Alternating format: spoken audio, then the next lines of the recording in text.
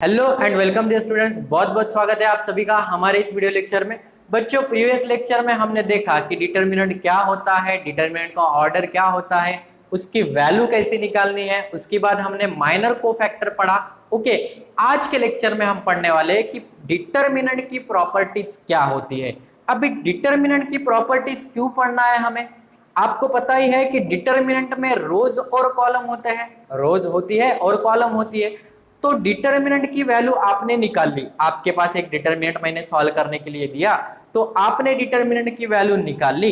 और अभी मैं वो रोज और कॉलम को इंटरचेंज करके दूसरा डिटर्मिनेंट बना रहा हूं और उसका डिटर्मिनेंट निकाल रहा हूं, तो क्या उसका डिटर्मिनेंट जो पहले वाला डिटर्मिनेंट था उसकी वैल्यू और जो interchange that is the operation करने के बाद जो डिटर्मिनेंट आया उसकी वैल्यू, क्या ये दोनों इक्वल होती है या डिफरेंट होती है, ये हमें प्रॉपर्टी सिखाएगी। और क्या डायरेक्टली आप डिटर्मिनेंट देखते ही क्या बता सकते हो कि इस डिटर की वैल्यू ये होगी? क्या ऐसा पॉसिबल है?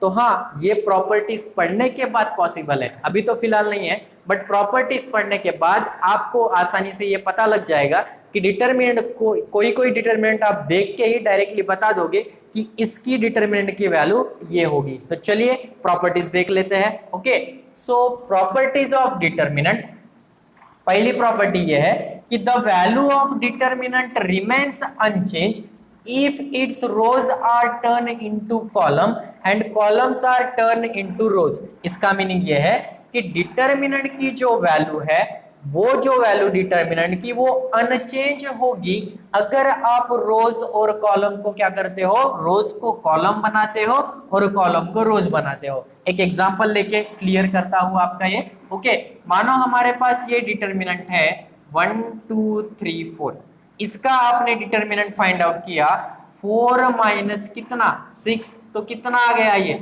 माइनस का 2 आ गया। 4 माइनस 6 कितना आ गया, माइनस का 2।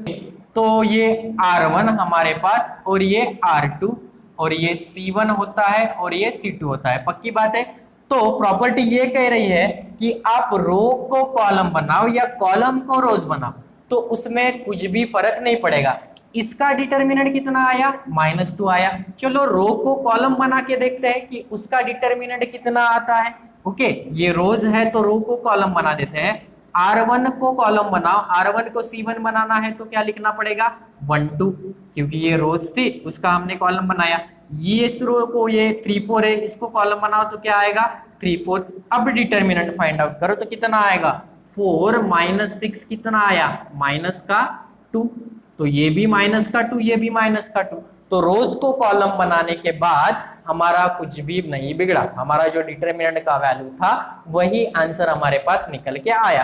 तो प्रॉपर्टी बस यही सिखाती है हमें कि रो को कॉलम बनाओ या कॉलम को रोज बनाओ तो उसका डिटर्मिनेंट चेंज नहीं होगा, जितना ओरिजिनल का डिटर्मिनेंट है उतना ही डिटर्मिनेंट आने वाला है। ओके, चलिए सेकंड प्रॉपर्टी देखते हैं। इफ एनी टू रोज और कॉलम, एनी टू रोज और column of the determinant are interchange. अभी दो रोज को इंटरचेंज करो, पहली क्या थी, पूरे के पूरे रोज को कॉलम बनाओ या पूरे कॉलम को क्या बनाओ, रोज बनाओ और बाद में डिटर्मिनेंट निकालो तो वैल्यू सेम होगी। अभी वो बोल रहा है कि दो रोज या दो कॉलम को, एक तो रोज या कॉलम, दोनों में से एक दो रोज पकड़ लो, उनको इंटरचेंज करते हो तो डिटर्मिनेंट की वैल्यू जो है चेंजेस इट्स साइन, उसके साइन में चेंजेस आएगा, उसकी साइन में चेंजेस आएगा। यही एग्जांपल लेके मैं क्लियर कर देता हूं second property. Okay, second property का ये कहना है कि दो रोज आप अगर इंटरचेंज करते हो तो ये R1 हो गई, R2 हो गई। मैं इंटरचेंज का ऑपरेशन लगा देता हूं, R1 इंटरचेंज R2। इंटरचेंज करना हो तो हम ऐसे लिखते हैं बच्चों। ओके, सो R1 इंटरचेंज R2 मतलब R2 की जगह पे कौन आ जाएगा, R1 जाएगा, R1 की जगह पे कौन आ जाएगा, R2 आ जाएगा। ओके, इसका डिटर्मिनेंट -2 है। अभी ये ऑपरेशन लगा दो हम, ऑपरेशन लगाने के बाद क्या हो जाएगा, R1 की जगह पे क्या लिखना है, R2, तो ये R1 की जगह पे क्या लिखोगे, R2, तो 3 4। R2 की जगह पे क्या लिखोगे, R1, सो 1 2, तो कितना आएगा, 6 माइनस 4 कितना आया, 2 आया। ये -2 था, ये कितना आया, 2 आया। तो सही तो कह रही है प्रॉपर्टी, अगर दो रोज को आप इंटरचेंज करते हो तो उसमें किसका फर्क आएगा, चेंजेस इट साइन। ये -2 है तो ये 2 आएगा, अगर ये 2 होता तो ये कितना आता, -2 आता। ओके, और एक एग्जांपल लेके क्लियर कर देता हूं। सेकंड एग्जांपल लेते हैं, 3142, 3142। ओके, वही तो हुआ। दूसरा ले लेते हैं, 2 3 ले लेते हैं। ओके, सो इसका डिटरमिनेंट निकाल लो। 9 - 2 कितना आता है, 7 आता है। 9 - 2 कितना आता है, 7 आता है। ओके, तो अभी क्या करोगे, 9 - 2 7 आ गया, C1 इंटरचेंज C2 करके देखते हैं। C1 इंटरचेंज C2 करो तो कितना आएगा। C1 इंटरचेंज C2 करने के बाद हमारे पास क्या मिलेगा, डिटरमिनेंट C1 इंटरचेंज C2, मतलब C1 की जगह पे क्या लिखोगे, C2। सो 1332 यही आ जाएगा। कितना आता है, 2 - 9 कितना आया, -7। तो ये 7 था तो ये कितना आया, -7। इसका मीनिंग ये हो गया कि दो रोज को इंटरचेंज करो तो उसके साइन में फर्क पड़ेगा। अगर दो कॉलम को इंटरचेंज करते हो तो उसके भी साइन में फर्क पड़ेगा। तो दो प्रॉपर्टी हो गई, पहली थी रो को कॉलम बनाओ या कॉलम को रो बनाओ, उसमें कोई फर्क नहीं पड़ेगा। बट एनी टू रोज, दो रोज को इंटरचेंज करो, इंटरचेंज मतलब एक की जगह पे दूसरे पे लिखो, दूसरी की जगह पे उसको लिखो, फर्स्ट को लिखो, तो वो आ जाएगा।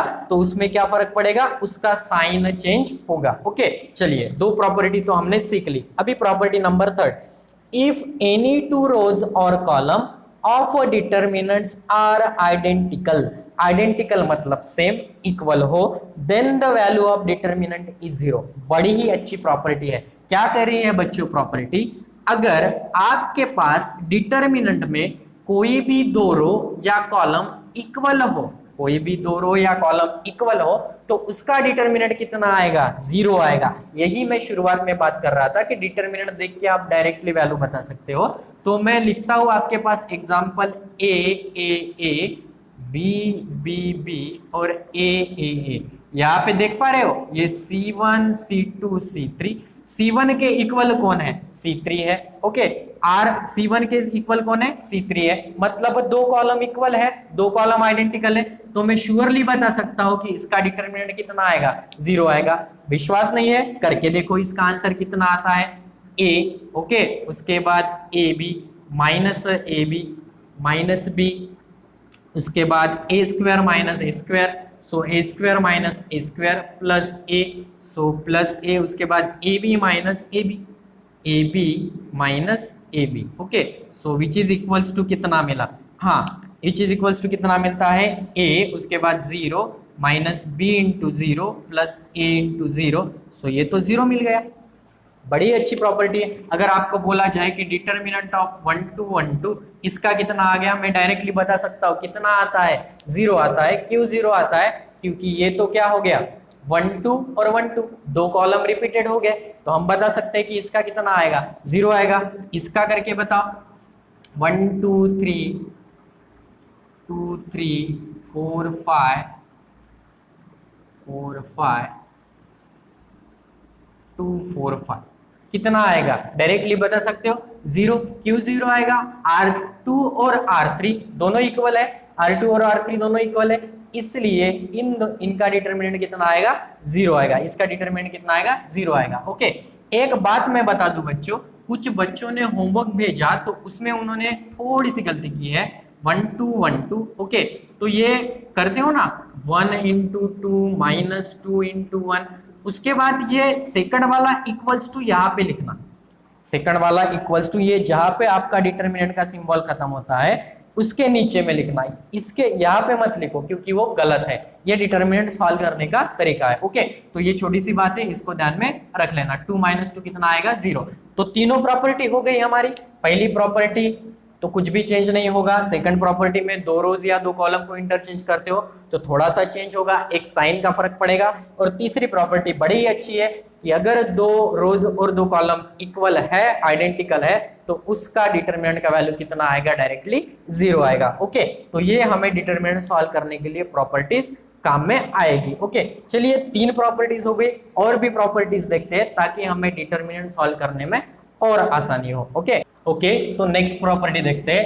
If each element of rows और column of determinant is multiplied by a constant के।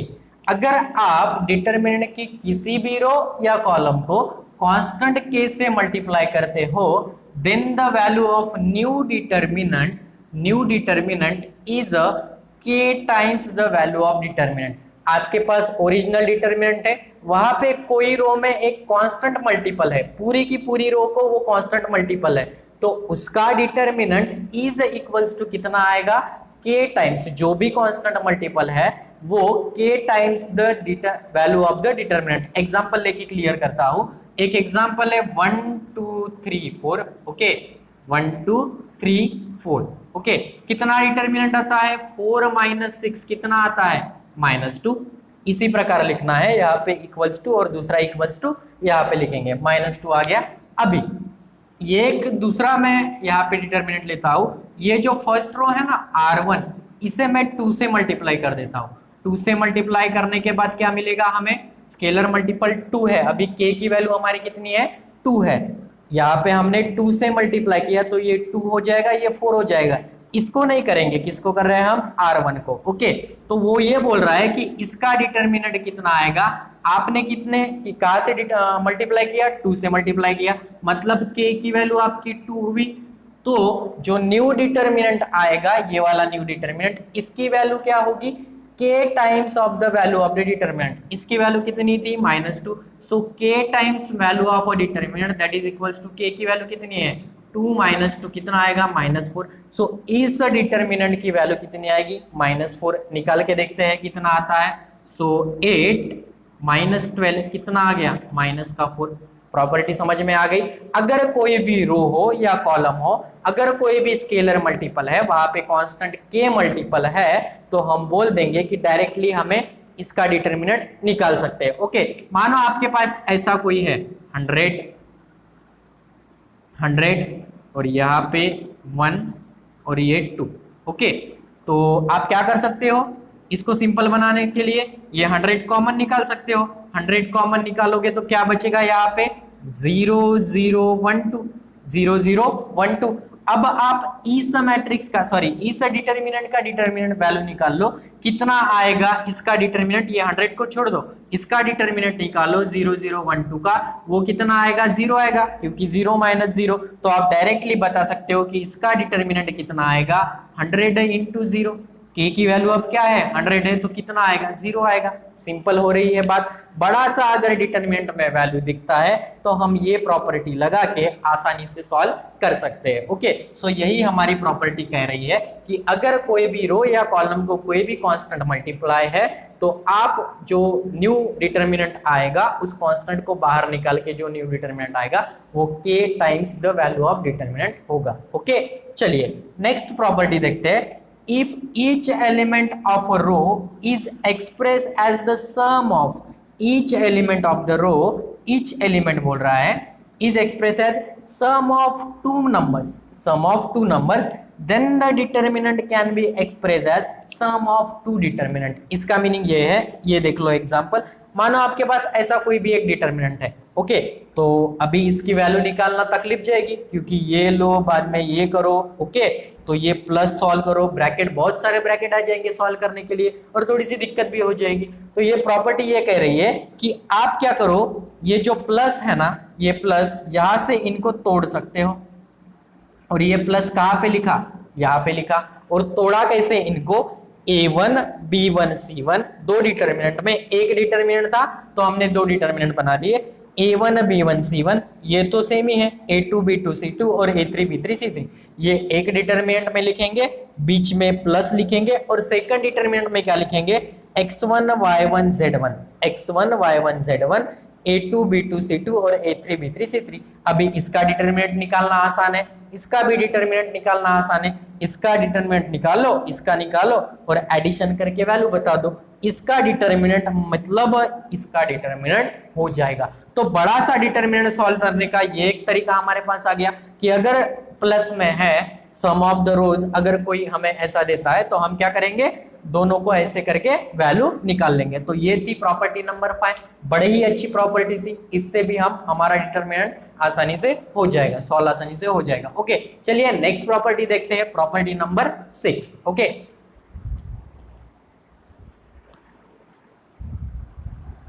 ओके, ये दो प्रॉपर्टी देख लेते हैं और उसके बाद हमारा वीडियो स्टॉप करते हैं। Okay, so if a constant multiple of all the elements of any row or column is added to the corresponding element of any other row or column, then the value of new determinant obtained is the same as the original determinant। इसका meaning ये है कि अगर आपके पास कोई मानो ये matrix है 1 2 सॉरी डिटरमिनेंट है 3 4 1 2 3 4, इसको मैं नाम दे देता हूं A।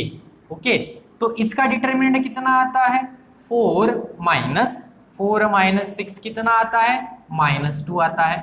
तो आप किसी में भी ऑपरेशन लगा लो, एक तो R1 में लगा लो या R2 में लगा लो, सिंगल, यहाँ पे क्या बोल रहा है वो, corresponding element of any other row, उसी पे है। ओके, अगर इस पे ही लगाते हो तो इस पे ही लगाना, अभी दो रो चेंज नहीं कर रहे हैं हम, दो रो पे ऑपरेशन नहीं लगा रहे हैं, दो कॉलम पे नहीं लगा रहे हैं। ओके, सो R1 पे मैं ऑपरेशन लगाता हूं, ये ऑपरेशन लिखने का तरीका होता है R1 इंप्लाइज, किस पे ऑपरेशन कर रहे हो, R1 पे। सो R1 implies R1 plus 2R2, R1 plus 2R2, हमने एक ही ऑपरेशन लगाया। तो एक ऑपरेशन लगाने के बाद यहाँ पे किस पे लगा रहे हो, R1 पे, R2 का इन्वॉल्व तो नहीं है, यहाँ पे है, बट R2 पे हमें कोई ऑपरेशन नहीं करना, R2 जहां है वहां ही रहेगा, जो प्रॉपर्टी पढ़ाई थी उसको मिक्स नहीं करना है, R1 इंटरचेंज बाय R2 और R2 इंटरचेंज बाय R1, उसमें नेगेटिव का फर्क आता है, ये प्रॉपर्टी अलग है। इसमें क्या बोल रहा है, अगर आप किसी भी रो पे ऑपरेशन कर रहे हो तो उसका डिटरमिनेंट चेंज नहीं होगा। करके देखते हैं, तो R1 इंप्लाइज किस पे ऑपरेशन करना है, R1 पे, तो A is equals to determinant of R1 पे क्या करना है, R1 प्लस 2R2। सो R1 की वैल्यू क्या है 1 प्लस 2 इंटू R2 की वैल्यू क्या है 3।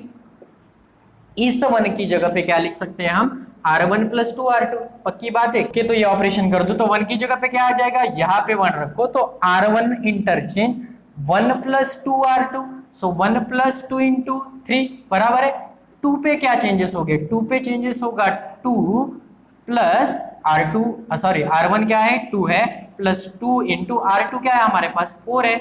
ओके, और ये R2 पे तो कोई ऑपरेशन नहीं है हमारे पास, तो ये 3 4। ओके, ये ऑपरेशन अभी आएंगे, डिटरमिनेंट तो में तो कम आते हैं, मैट्रिक्स में तो और भी आएंगे। ओके, तो ये ऑपरेशन कैसे करना है, तो जिस पे लिखा है, डॉक्टर क्या करता है, जो जिस पेशेंट को ऑपरेशन करना है उसे ही ओटी में लेके जाता है, पक्की बात है, सबको लेके जाता है क्या, नहीं, तो वही हम ऑपरेशन सिलेक्ट करेंगे और उसी पे ही ऑपरेशन करेंगे कि जो हमारा पेशेंट है, यहाँ पे पेशेंट कौन है, R1 है, सभी को नहीं लेने जाना है। ओके, जो पेशेंट है उसको ही लेके जाना, उसका ही ऑपरेट करके अच्छे से बाहर आना। ओके, सो R1 ले लिया, सो R1 प्लस 2R2, तो ऐसे करेंगे। उसके बाद इसका डिटरमिनेंट निकालो, तो इसका डिटरमिनेंट भी इसके इक्वल आएगा, यही है हमारी प्रॉपर्टी। तो A इक्वल्स टू कितना मिलता है, ये 1 प्लस, चाहे तो ये आप 6 लिख लो, 2 प्लस 8 और 3 4। Okay,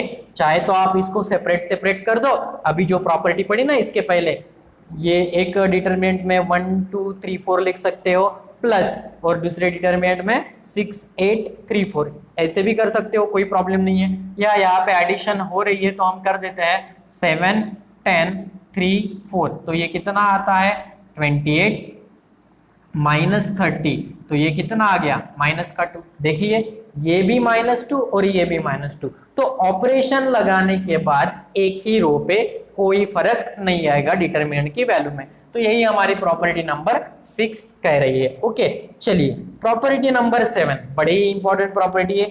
if each element of the determinant above और बिलो द मेन डायगोनल, अभी मेन डायगोनल बता देता हूं आपको पहले कि क्या होगी, उसके बारे में प्रॉपर्टीज देखते हैं। ओके, तो यहां पे देख लो, ऐसा डिटरमिनेंट है मेरे पास A B C D E F GHI। Okay, तो इसका डायगोनल क्या होगा? डायगोनल आप देख पा रहे हो, ये डायगोनल, ये वाले जो एलिमेंट है ना, इसको हम डायगोनल एलिमेंट कहेंगे। ये वाले जो एलिमेंट है डायगोनल। कोई बच्चा बोलेगा कि सर ये भी तो डायगोनल है, ये भी तो एलिमेंट डायगोनल है। हाँ है, बट मेन डायगोनल एलिमेंट कौन से है? ये वाले AEI। मेन डायगोनल एलिमेंट कौन से है? ये वाले। तो अगर ऐसा डिटर्मिनेंट है 1 2 3 4 5 6 7 8 9, इसके मेन डायगोनल एलिमेंट कौन कौन से हो जाएंगे बच्चों? इसके मेन डायगोनल एलिमेंट हो जाएंगे 1 5 9, 1 5 9। ओके, तो उस पे बात आती है अभी कि if each element of the determinant above और बिलो द मेन डायगोनल के ऊपर भी और नीचे भी इज जीरो, पूरे के पूरे एलिमेंट कैसे हो? डायगोनल के नीचे वाले जीरो हो और ऊपर के भी जीरो हो। एक तो अबव और बिलो अगर जीरो होते हैं तो उसका डिटर्मिनेंट जो है वो equal to product of diagonal elements आता है। उसका डिटर्मिनेंट कितना आता है? Product of diagonal elements. ध्यान से पढ़ लो ये प्रॉपर्टी। मानो मेरे पास ऐसा है 1 2 3 0 5 0 5 2 0 0 2। ओके, तो क्या करिए अभी? ये डायगोनल एलिमेंट्स है, डायगोनल एलिमेंट्स, डायगोनल के नीचे के सारे एलिमेंट जीरो है। अगर ऐसा है तो इसका डिटर्मिनेंट निकालने की जरूरत नहीं है। इसका डिटर्मिनेंट कितना आएगा? प्रोडक्ट ऑफ डायगोनल एलिमेंट्स, तो वो कितना है? 1 5 2। सो कितना आएगा? 10 आएगा। कितना आएगा? 10 आएगा। यही हमारी प्रॉपर्टी कह रही है। ओके, अगर ये ऐसा होता 1 0 0 2 3 5 0 0 0 2, अगर ये ऐसा होता, अभी क्या हो रहा है? ये diagonal element, main diagonal element, और डायगोनल के ऊपर के सारे एलिमेंट कैसे हैं? जीरो है। तो इसका भी डिटर्मिनेंट कितना आएगा बच्चों? Product of diagonal element. सो 1 5 2 वो कितना आएगा? 10 आएगा। वो कितना आएगा? 10 आएगा। तो यही हमारी 7th प्रॉपर्टी हमें सिखा रही है। तो बहुत ही अच्छी प्रॉपर्टी है। अगर डायगोनल एलिमेंट देखो, डायगोनल के नीचे पूरे के पूरे एलिमेंट जीरो है, तो उसके मेन डायगोनल के एलिमेंट हम बोल देंगे कि उसका डिटरमिनेंट कितना होगा? Product of diagonal element. Okay, चलो इसका बता के दिखाओ मुझे क्या होगा। 1 0 0 2, इसका डिटरमिनेंट अगर निकालना है डायरेक्ट, अभी तो क्या है प्रॉपर्टी क्या बोल रही है कि डायगोनल के नीचे या ऊपर जीरो हो तो उसका डिटरमिनेंट क्या होता है? प्रोडक्ट ऑफ ये डायगोनल एलिमेंट। ओके, यहाँ तो दोनों तरफ जीरो है, तो हम बोल देंगे कि इसका डिटरमिनेंट प्रोडक्ट ऑफ कितना? 1 into 2, वो कितना आता है? 2। ओके, चलो एक और देख लो। 1 0 0 0 2 0 0 0 3 कितना आएगा? डायगोनल एलिमेंट के ऊपर के एलिमेंट जीरो है, नीचे के भी जीरो है, तो product of diagonal element 1 into 2 into 3, तो ये कितना आता है बच्चों? 6 आता है। निकाल के देखना, आप वेरी करके देखना, इसका 10 आता है या नहीं आता। डेफिनेटली 10 आएगा, इसका डेफिनेटली कितना आएगा? 6 आएगा। ओके, तो ये थी पूरी की पूरी डिटर्मिनेंट की प्रॉपर्टीज। ओके, तो यहाँ पे आज हम रुक जाते हैं बच्चों।